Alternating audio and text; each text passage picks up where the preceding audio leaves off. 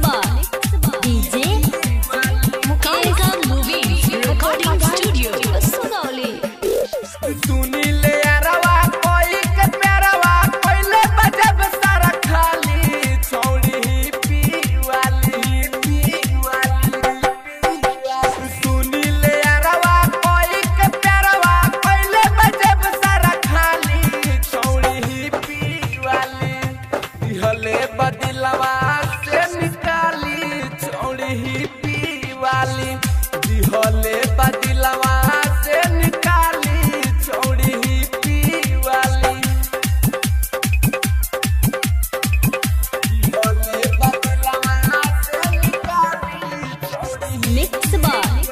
DJ Mukesh Bhattokagan।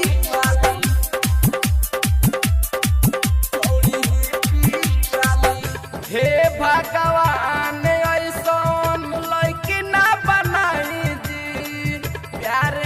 के छन भर में जाल सब भुलाई जी छन भर में जाल सब भुलाई। हे भगवान ऐसन लड़की ना बनाई जी छन भर में प्यार के जाल सब भुलाई जी पीछे सफर में छोड़ देलक साथ हो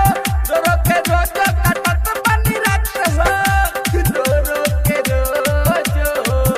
कटत बनी रात हो देखे में भोला भाली लगेली चेहरा बा थोड़ा काली छौड़ी पी वाली दिलवा से दिहले बानी